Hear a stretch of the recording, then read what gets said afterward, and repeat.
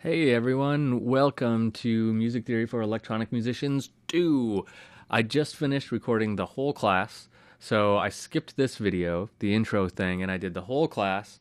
It took me about a month, and now I'm jumping back to do the intro class so I can tell you what's in the class. Tons of awesome stuff. A lot of improvements from the original Music Theory for Electronic Musicians 1, which I've since redone now, but most notably, we talk a lot about minor keys, which is a big request that I got after releasing the first Music Theory for Electronic Musicians video, or set, or class, I should say.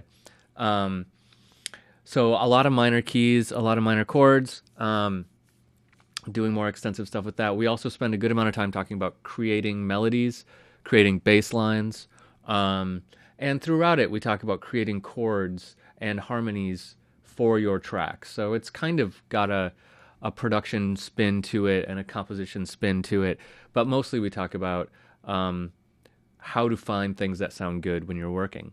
That's kind of the main thing that the class is about.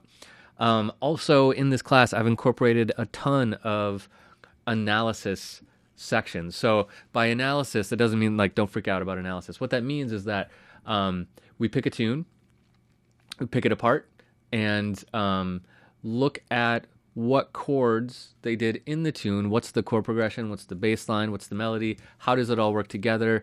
Maybe how did they come up with that? All kinds of different ideas around each individual tune. So I think we pick apart an Avicii tune, a Deadmau5 tune, an Aphex Twin tune, a couple more. So those were a lot of fun to make. I think they'll be really useful to you. You can hear in all of those songs, you'll be able to hear elements that you might want to use in your music. You might say, oh, that chord progression in Window Liquor, that Aphex Twin tune, has this really cool kind of sense to it that I really like, this cool feeling.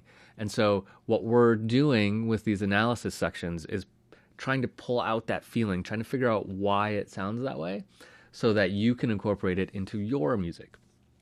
So we cover a ton of stuff in this class. It's big. There's a lot of things in here. There's a lot of videos, a lot of content.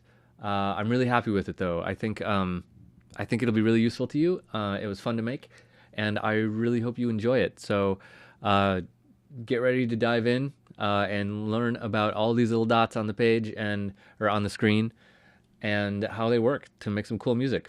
So we'll see you on the inside. I was born in a